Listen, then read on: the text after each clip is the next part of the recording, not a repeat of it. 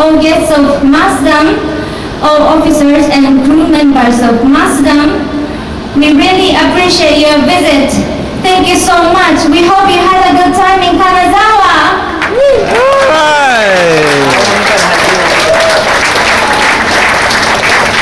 Thank you so much. Arigatou gozaimasu. We were so happy to have you here and hope that Kanazawa became the highlight of your travel in Japan. Alright, I think it's about time to say goodbye.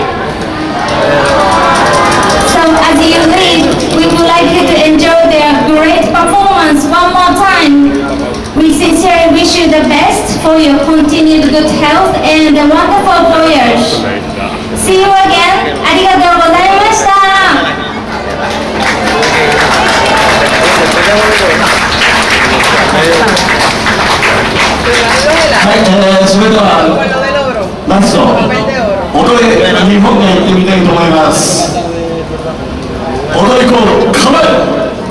El helado, Bueno, comieron. no me sé comer.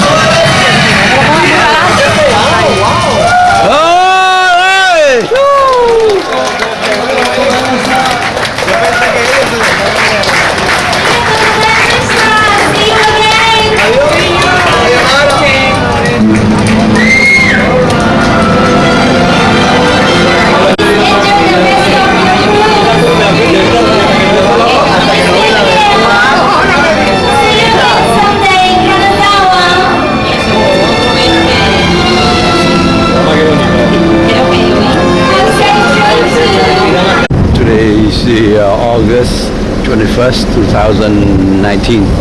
The ship go on the way to Russia from Japan. Now it's 6:45 a.m. in the morning. So we're in Japan Sea right now, Sea of Japan. More effective at keeping people in than keeping people out. Anyone offended by that? Okay. So the Great Wall of China sort of effectively became a border that kept the Chinese in. And that left all of this vast region of the north open for the Russians to move in and take it over. So, but that's just an opening. Let me talk about Siberia and Russia. Siberia is huge. I believe it's something like 1/3, maybe that's too much. Anyway, it's a huge portion of the landmass of the globe.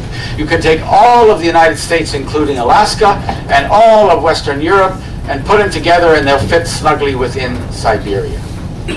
That's how big it is. It's from the Ural Mountains, which is often described as the border between European Russia and Asian Russia, from the Ural Mountains to the extreme tip, the tip of Russia in the end there, 6,000 miles, 10,000 kilometers, 7 time zones, 7 time zones. So it really is huge. Now, I'm going to give a quick primer on Russian history.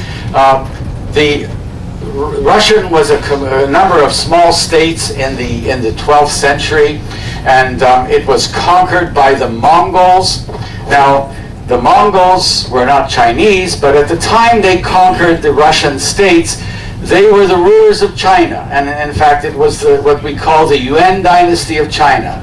And so all of the little Russian states in Europe were actually tributaries they were not sovereign, they were under the authority of the Mongol Empire. They had their kings and princes had to go and bow down and show respect to the Mongol Empire and also bring tribute to the Mongol Empire. So again, I'm going to be a little controversial. Essentially, you might say that Russia at that time was part of China. It was part of the Chinese Empire that ruled the world. In 1480, the first Russian state managed to throw off the yoke of the Mongols, and the Russians began to have their independent history. The many little states were amalgamated into one European state, and then about 100 years later, in 1582, the Russian state crossed the Ural Mountains. So until that time, it was just a European state. And then in 1582, in order to obtain furs, because fur was the commodity, the product that determined the whole success of the Russian economy. 30% of the Russian economy was based on the revenues from fur. Fur was known as soft gold. All types of furs. One of the most valuable ones, as Ron mentioned, was the marten, the sable, the tree marten. But there were others. There were fox furs, and mink, and beaver, and all types of furs. This was the basis of the Russian state. Ivan the Terrible, who was the Tsar in 1582, and he started, I think this is when he started to call himself a Tsar. Tsar is sort of the Russian word for Caesar, and it was basically meant to describe Russia as a new empire. An empire that was the heir of the recently destroyed Byzantine Empire that was destroyed by the Ottomans. And so Russia was now going to build an empire, and then in 1582, Russia began to cross the Ural Mountains. And with the support of the Russian state, the Cossacks led the charge over the Ural Mountains. What was on the other side of the Ural Mountains? There were dozens of small states. When the Mongol Empire, or the Yuan dynasty of China, when that broke up, all of the northern areas that became the Siberia was many little states. They called them khanates because the rulers were called Khan, which I guess is a word for meaning prince or small king. And so in 1582, a group of Cossacks led by a fellow named Yermak crossed the Ural Mountains, and he attacked a Tartar, or the inheritor of the Mongol Khanate, known as Sibir.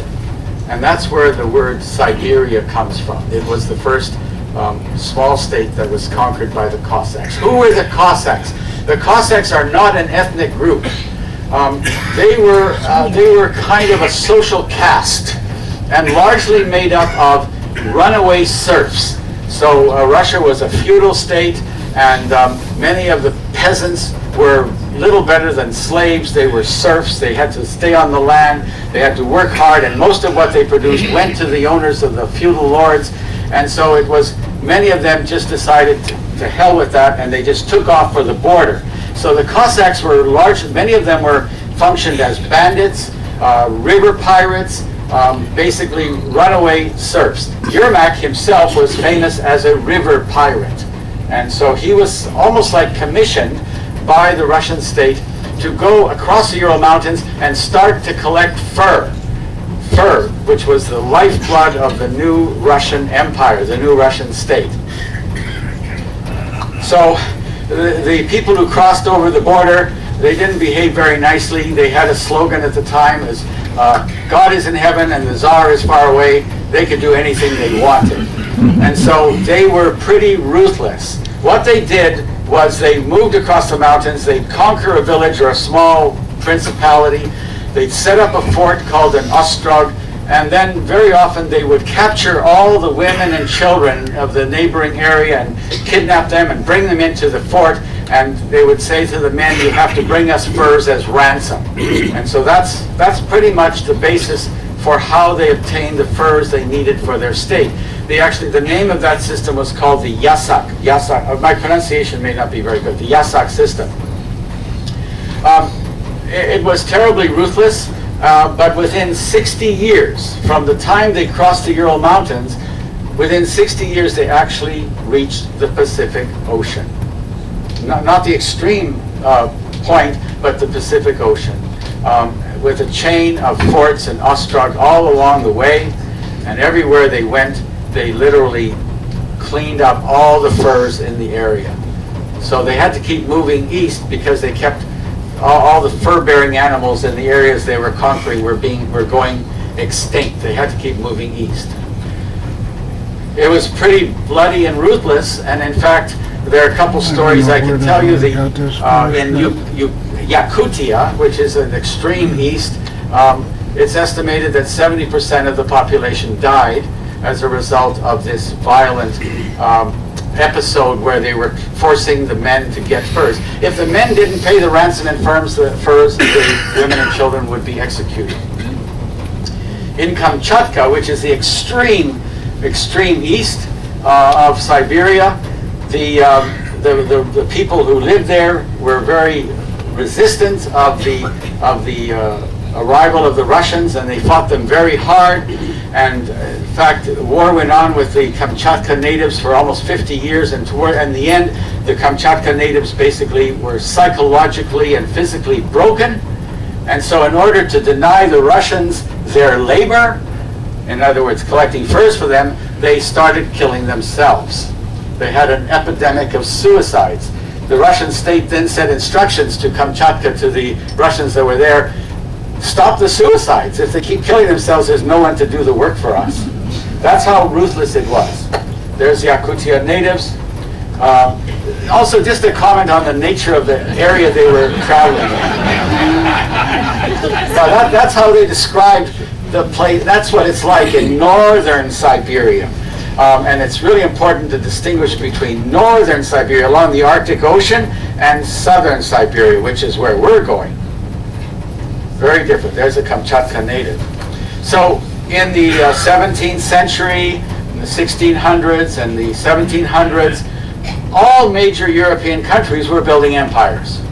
The British, the French, the Spanish, the Portuguese, the Dutch, they were all building empires based on sea empires. But the Russians were building an empire based on land. and they ended up building the biggest empire of all, and they still got it. Unlike all the other empires which no longer are controlled from Europe. So I want to talk now about a particular area, the area we're going to go to. We are going to be in an area known as the Russian Far East. And the Russian Far East is often treated and considered to be a very distinct and unique part of Siberia. So it's, in fact, sometimes when people say by Siberia, they don't include the Russian Far East. They would say Siberia and the Russian Far East. So we're going to Vladivostok, which was way down in the south there, and we're going to Sakhalin. The Russian Far East by itself is huge. It's one third of the total land area of Russia, and Russia is the second largest country in the world. So it's big. Just the Russian Far East by itself is about 2/3 the size of the United States. That's how big it is.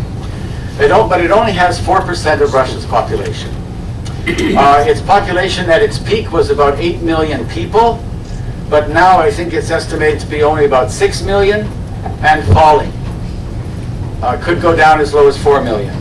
And one of the reasons why it's falling is because many of the people who lived in the Russian Far East didn't want to be there. You know, they were sent there as exiles. They were sent there as criminals to work in the famous Russian Gulag. And after Glasnost and Perestroika, they didn't have to stay there anymore, so they left. So the population is actually going down. But there you have 5 or 6 million people, and they're bordering on 3 provinces of northern China that have 110 million people. Perhaps a little bit uncomfortable.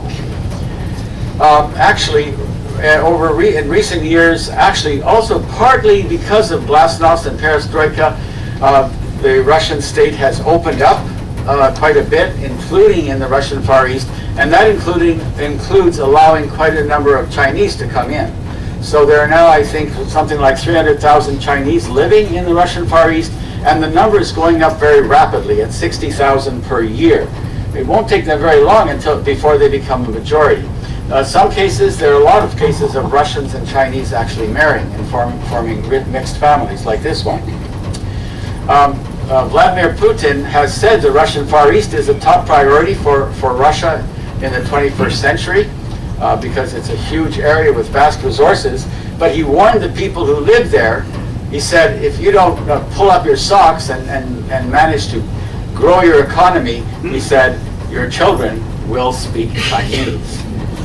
So there is this fear of the Chinese moving into the area.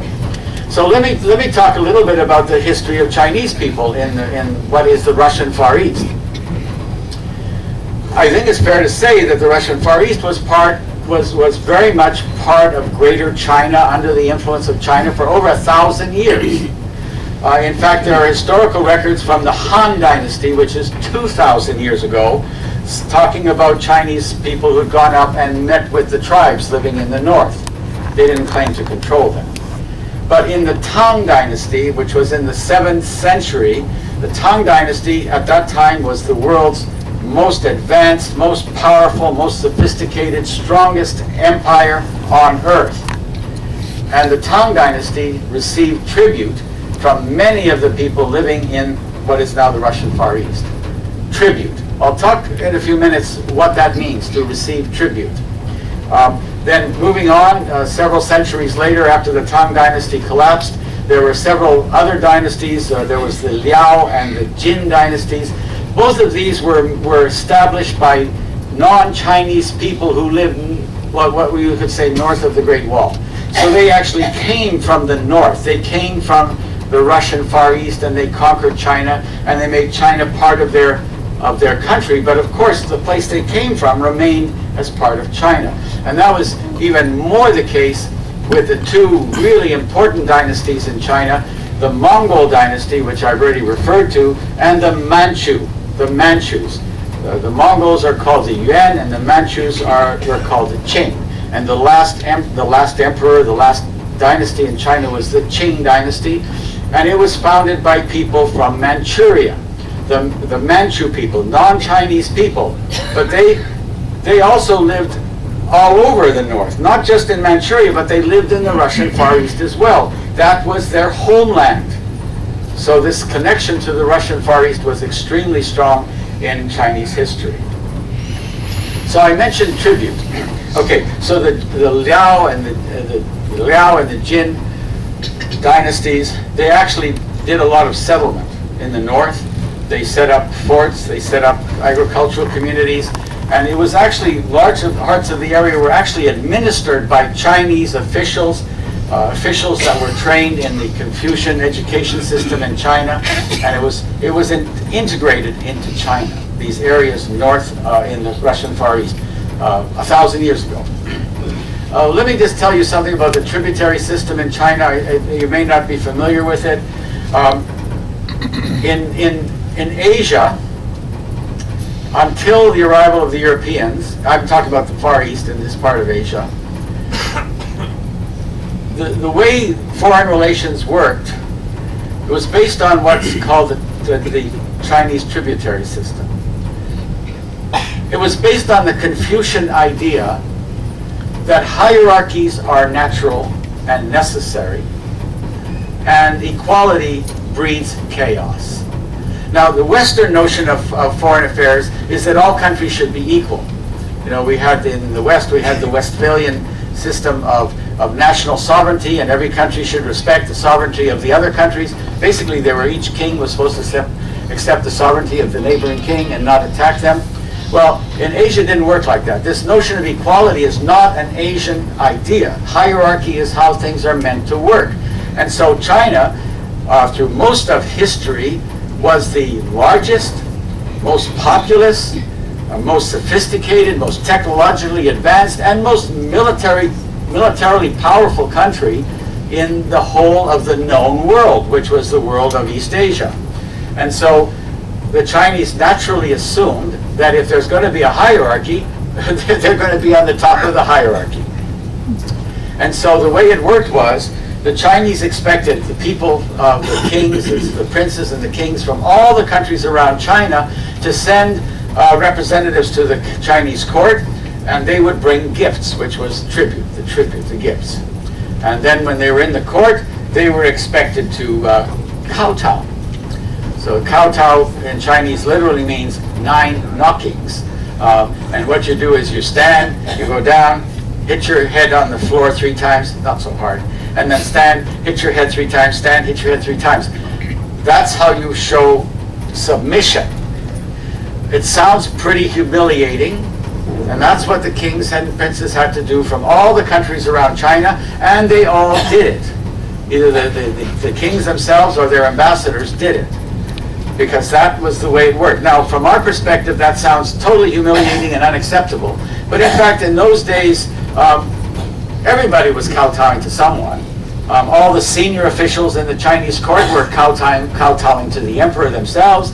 The junior officials were kowtowing to the senior officials, and even the emperor himself, when he went to the Temple of Heaven in Beijing and presented himself in front of sort of like heaven, which was Tian or God, he also would kowtow. So it wasn't nearly as humiliating as we would think it is, but it certainly wasn't necessarily the kind of thing you would want to be forced to do if you weren't interested in doing it.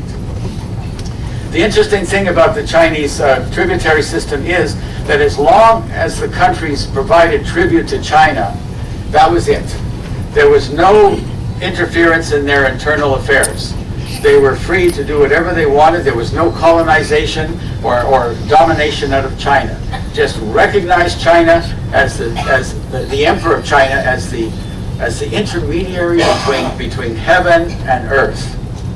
And then everything was fine. Incidentally, the idea of tribute too might sound a little bit onerous, but the people who brought the kings and ambassadors who brought tribute to China, they received gifts in return more valuable than the gifts that they brought to the emperor. And the reason for that was the emperor wanted to impress on them how powerful and sophisticated and rich he was. So it really wasn't so onerous. I mean, in fact, I know that the king of Siam, a very devious kind of guy, he was told by the Chinese, bring tribute only once every 3 years, but he started coming every year because he was bringing back more stuff than he was bringing tribute. And there's actually recorded cases of individuals who came to Beijing and said they represented fictitious states, gave the emperor tribute, and they got more back in return. So it wasn't a terribly onerous system, and that was the system that China had in place between China and the hinterland, the northern hinterland. So it wasn't like a Western system where you actually draw strong boundaries and say, this is my state, and everything in this belongs to me. It was a much more flexible system. And it's into that system that the Russians moved from Europe into the north of China. Now, when the Cossacks started moving across Asia, they often actually did encounter opposition from the Chinese state. In 1689, the Ming dynasty, the Qing and the Manchus were actually quite powerful, and the Russians didn't want to fool around with them. They were quite powerful. But there was a problem, because quite often the Manchu soldiers were fighting with the Cossacks, and there was all this tension between the two of them. So they actually sat down and held and negotiated a treaty. In 1689, it's called the Treaty of Nerchinsk. And this is the first treaty that China had ever entered into in its history.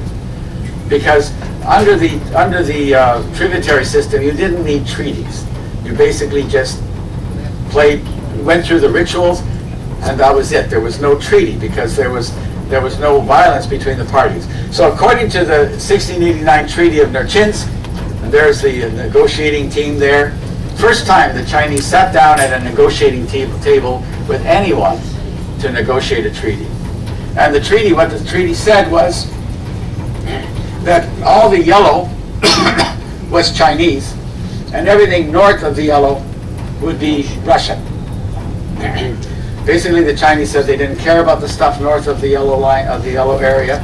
And now this river is called by the Chinese the Heilongjiang, and I guess the other name is the Amur River. So, according to the Treaty of Nerchinsk, the Amur River and all of the tributaries that flow into the Amur River is Chinese. And you see the Amur River goes all the way there, comes out near Sakhalin, north of Sakhalin. Well, I guess their first experience with the treaty wasn't a happy one, because although that was the treaty, the Russian settlers started moving in to the area that was supposed to be just for China. Because the area I should say this, the area north of the yellow area, the Chinese were prepared to give that up because it didn't have any real agricultural potential. And the Russians in 1689, they really didn't care much about this yellow area either, because their main interest was furs. And in 1689, the furs were still to be had only in the far north. So they were busy collecting furs in the far north, and they didn't care to give up this area. But this is the area which is the most fertile and attractive to settlers. So after the treaty was signed, Russian settlers started moving into the Chinese area. And over the years, there's significant numbers of them moving in. And so another treaty was signed called the Treaty of Aigun in 1858. And by this time, the balance of power between Russia and China had significantly shifted. So the Chinese state was in catastrophic decline. It started in the beginning of the 19th century with the first Opium War, where the British used military might to force the Chinese to take opium, which they didn't want, in exchange for the tea that the British wanted. The Opium War was devastating. It almost bankrupted the Chinese state. But what it also did was it caused a great deal of civil unrest within the country. It gave rise to something called the Taiping Rebellion, which involved the death of, I think, 25 million people. the Chinese state was on its knees. And then there was a second Opium War, I think around that time, I guess, 1856. So China was just reeling from these attacks from the British and other Europeans along its southern border. And so the Russians came along and said, well, let's have a new treaty. And in the new treaty, Russia got all this yellow area, all the land up to the northern bank of the Amur, or I like to call it the Heilongjiang River. Heilongjiang is the Chinese name. It means the Black Dragon River. So Russia got a big chunk of territory. The Chinese were weak. They couldn't do anything about it. They gave up all that territory. In the Treaty of Aigun, that was what happened. But then just 2 years later, the Russians demanded a new treaty, the Treaty of Peking. And in this treaty, the Russians actually took the entire seacoast, all that red area, and the area including Vladivostok, all of that was taken from the Chinese because the Chinese were too weak to do anything about it. Their hands were full trying to resist the other Europeans all along their coast, and they couldn't do anything about it. That area that the Russians got, that red area where we're going to be visiting, was about the size of France and Germany, and it's actually a very rich and valuable territory. It also is the seacoast of Manchuria. So it literally turned Manchuria into a landlocked entity. And so no country with any ability to defend itself would have given up that territory. The Chinese had no choice under the Treaty of Peking. Then the Russians, once they had control of all these territories, they began to try to move the Chinese out, because after all, Chinese have been there, you can safely say, almost 1,000 years. And so they started pushing Chinese people across the river onto the Chinese side of the river in terms of the Amur River or the Heilongjiang. Quite often they were quite brutal. There's one story where an entire village was pushed from their village, which was located on the north bank of the river. They were told to get across the river to the south bank. Several thousand of them, men, women, and children, only 100 made it to the south bank. So there are all kinds of atrocities against the Chinese. The Russians wanted to get them out of the area, but then they wanted to get Russians into the area, and that wasn't so easy. Because, you know, you probably have an image, the word Siberia to you probably doesn't bring up, tropical beaches or anything, a place you want to go. But that was the same thing in Russia, because even going back a couple hundred years before this, criminals were being sent out to Siberia. It was a place of exile. It was a place that people were basically taught, you don't want to go there. So when the government tried to encourage people to go to Siberia because they wanted to replace the Chinese and settle Russians there, they had a great deal of difficulty attracting people to come. They offered free land and all kinds of benefits, and of course some people came. But many of the people that ended up going to the Russian Far East were, as I mentioned earlier, criminals in the Gulag. They were there involuntarily. There were exiled communities. Sometimes Russia had a big empire by that time. It controlled all of Central Asia, all kinds of non-Russian people. And every once in a while, if there was a rebellion, they would gather all the people that rebelled and move them out to Siberia. So there were a lot of people sent there, many of them very reluctantly. Also, several religious minorities were encouraged to go and settle in Siberia, I guess, just like in the settlement of the American New England with the Puritans, people who felt uncomfortable back in Britain were going to America to escape from some kinds of religious persecution.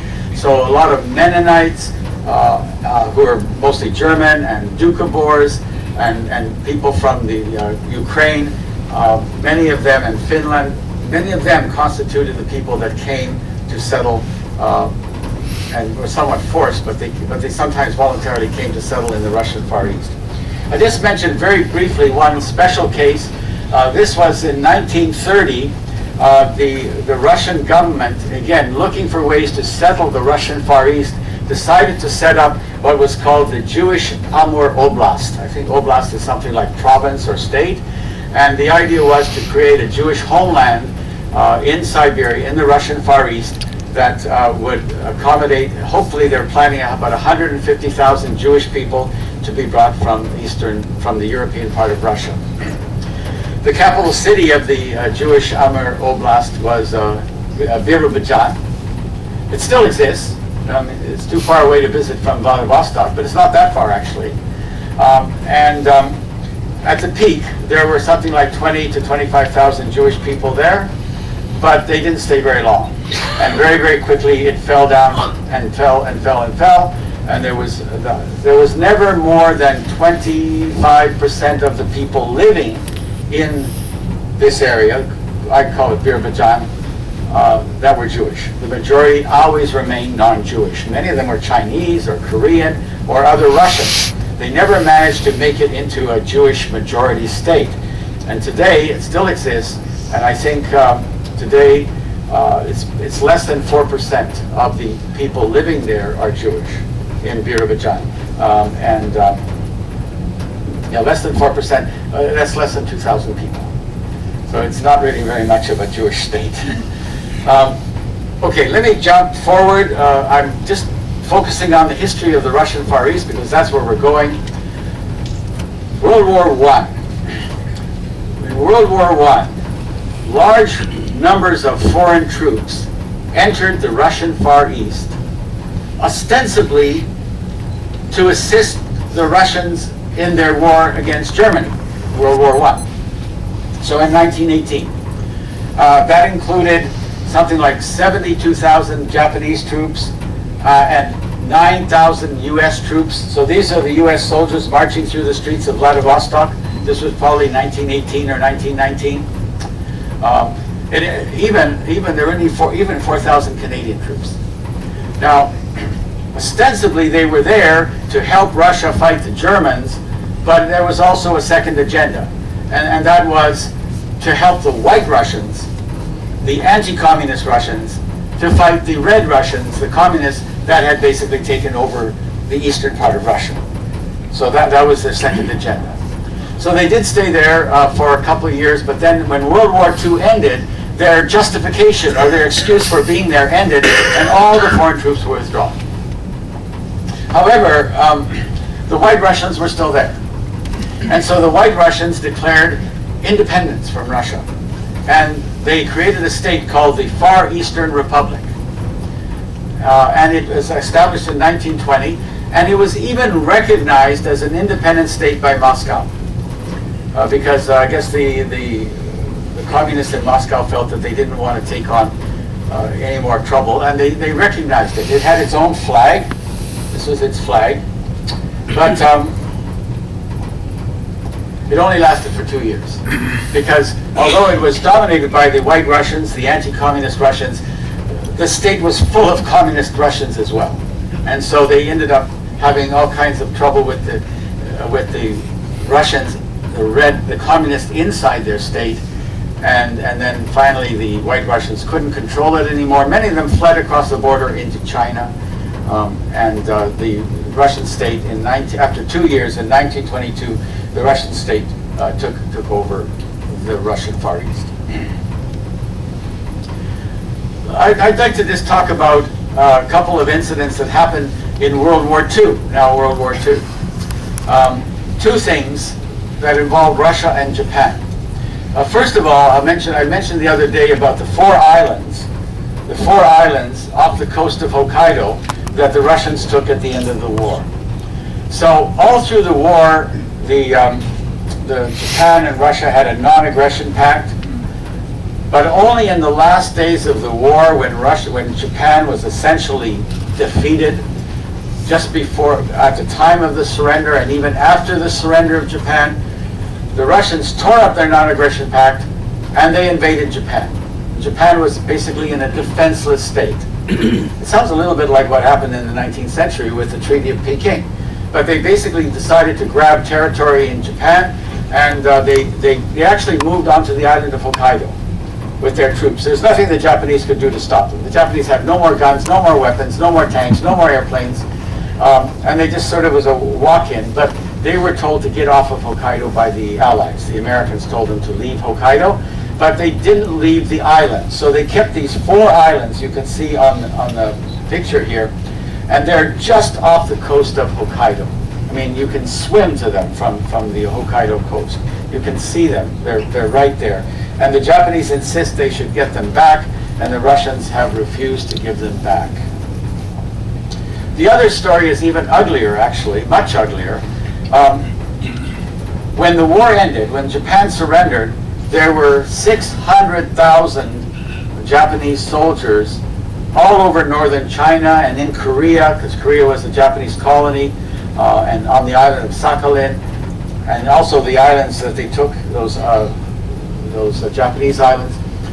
600,000 Japanese soldiers were taken as prisoners of war. This is a war that only lasted 2 weeks. And they were taken into the Far East, the Russian Far East, and they were turned into slave labor. And they were made to work as slaves for 9 years, helping to build the Russian Far East. At that time, Russia was governed by Stalin, and he wasn't a very, very friendly person. And so I guess he thought this was a good chance to get a lot of free labor in the Russian Far East, where there was always a shortage of labor.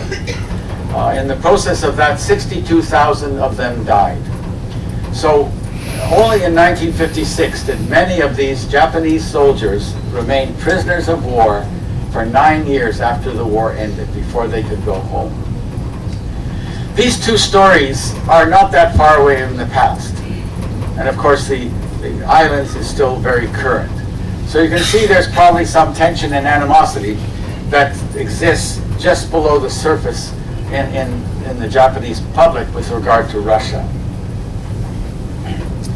So, the Russian Far East today. Well, there is a certain amount of separatist sentiment there. Not a lot. There's no big separatist movement, but there's a degree of animosity in the region with regard to the capital in Moscow. And I can understand that, because I live in British Columbia, Canada, and we don't like Ottawa very much either. And I know a lot of Californians are a little bit leery about Washington, D.C. Yeah, so it's the same thing with the Russian Far East. Many people there will tell you that they get a raw deal from the central government. You know, they have amazing fisheries resources, and a lot of foreign ships are given licenses to fish there.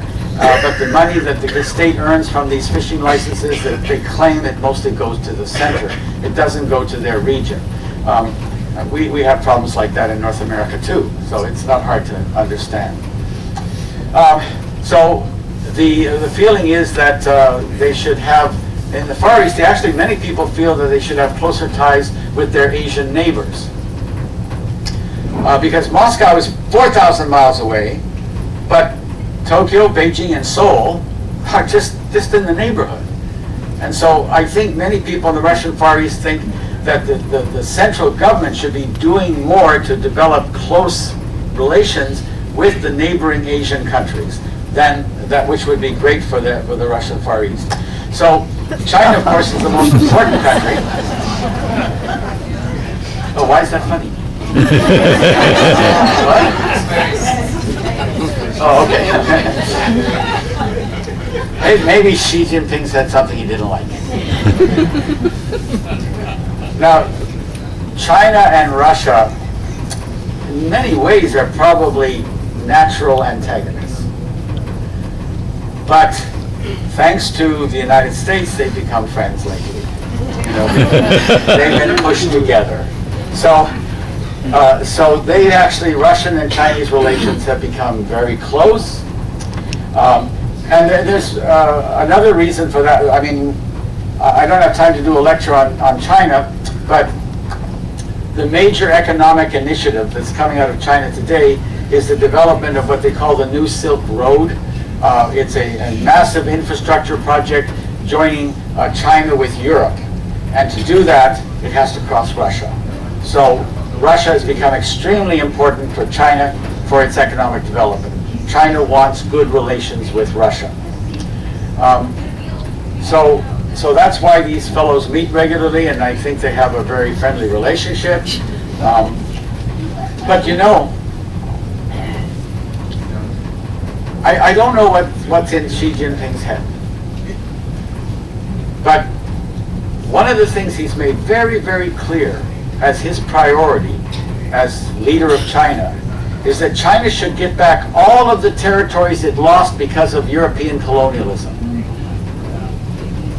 And then he lists Taiwan, Macau, and Hong Kong. He doesn't mention the Russian Far East. But I wonder if that's just because he wants to be friendly with I don't think Putin would appreciate it if he did mention the Russian Far East. But I wouldn't be surprised if it's in the back of his mind, actually. But there's no way that Russia would give up Vladivostok, because it's a nice free port, and they're pretty much, they're there, and they've been there for 100 years. So what's in the future? Just one last word. The climate of the southern part of the Russian Far East, where we're going in Vladivostok and north of that area, is actually very comparable to the climate of British Columbia, Hokkaido, southern Scandinavia. Those are extremely rich places.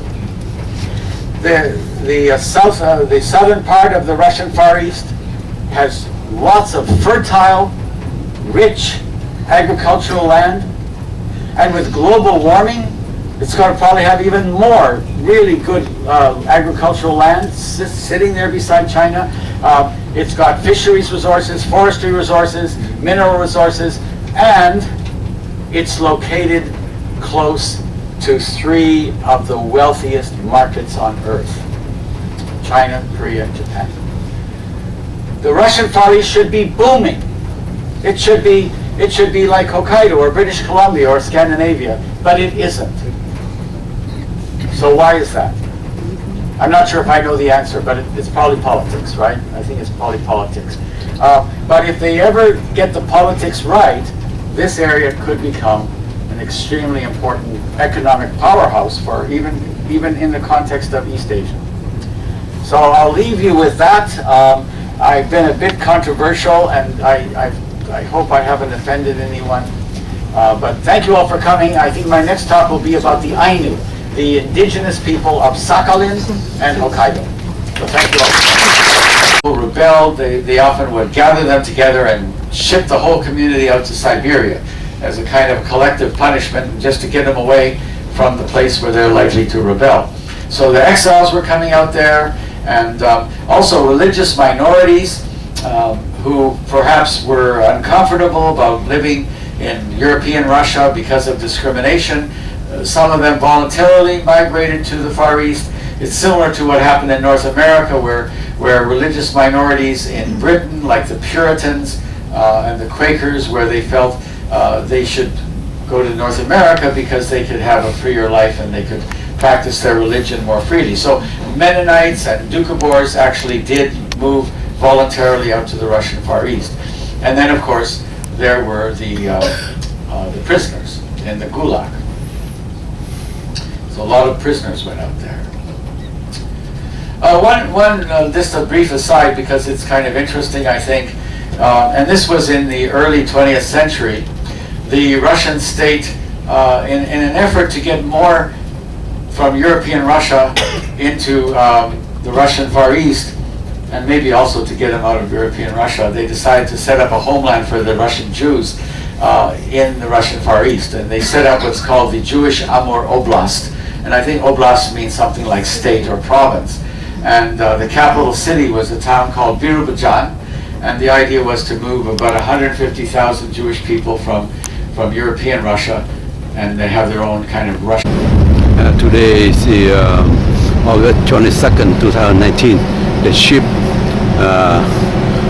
going to on approaching the port of Russia. The port of Russia. The name of this port is let's see. Do you have to remember this name. I read a lot of time, but I still forgot. And Porky Vladivostok, Vladivostok, Vladivostok.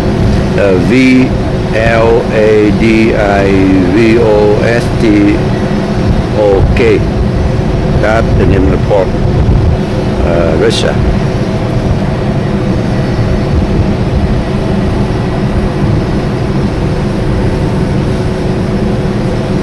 And approaching the sea of Vladivostok right now. Right now 4:37 a.m. in the morning. The ship will dock at 6 a.m. in the morning. The weather broadcast is kind of raining.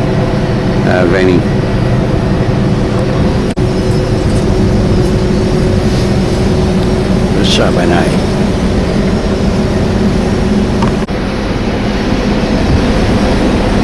Russia bridge. They want to stop bridge. The ship today, August 22nd, 2019. Now exactly 5 a.m. on August 22nd, 2019. The ship approaching the port named Vladivostok. Vladivostok,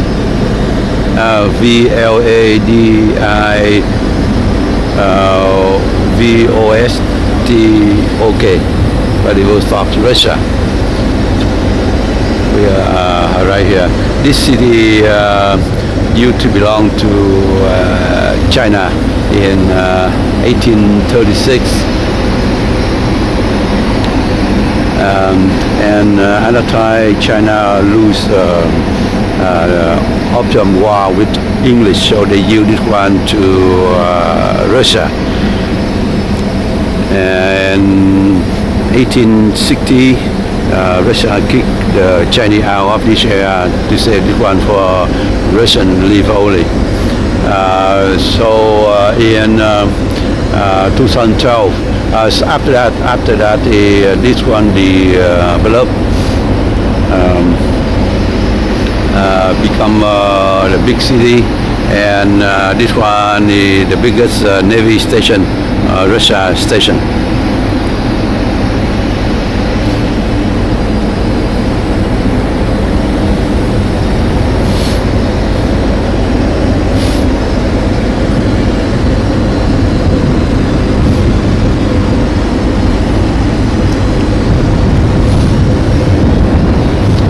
And this in 2012 Winter Olympic held here.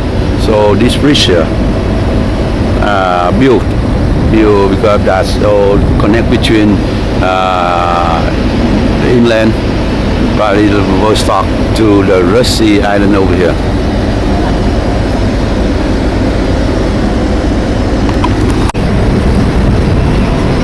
Vladivostok, the big ship here.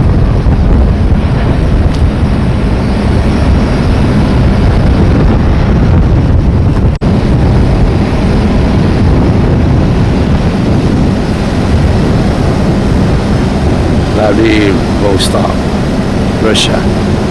The Russian ship here has gone to the port. Vladivostok.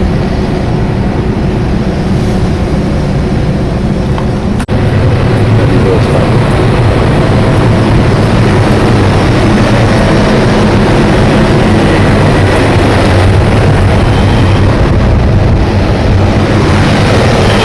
Ship approach Vladivostok.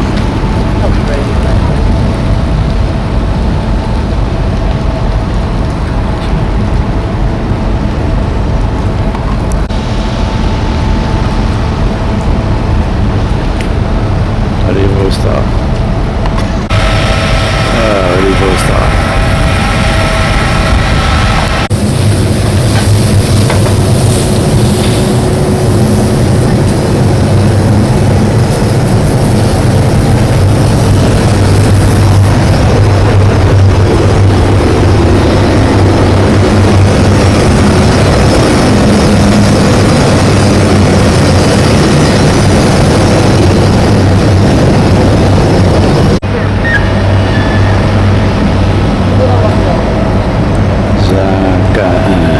nice and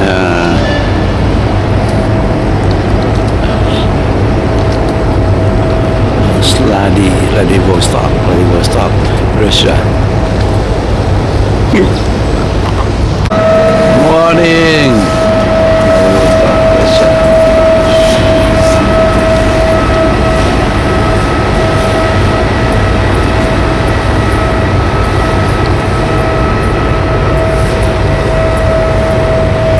Now is the 6:15 a.m. in the morning, August 22nd, 2019.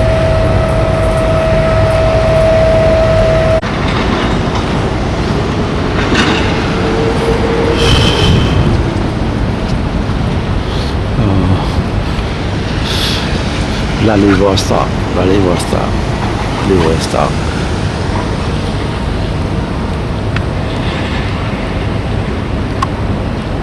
Russia.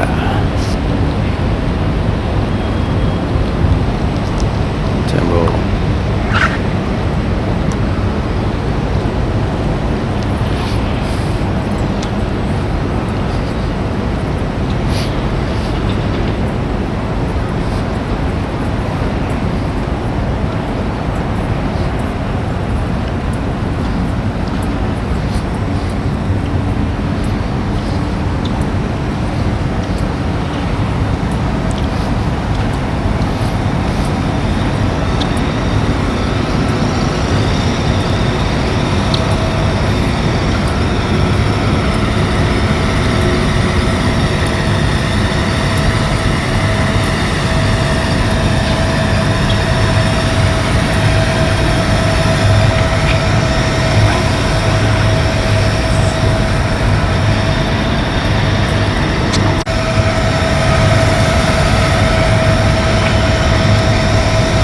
Russian ship here.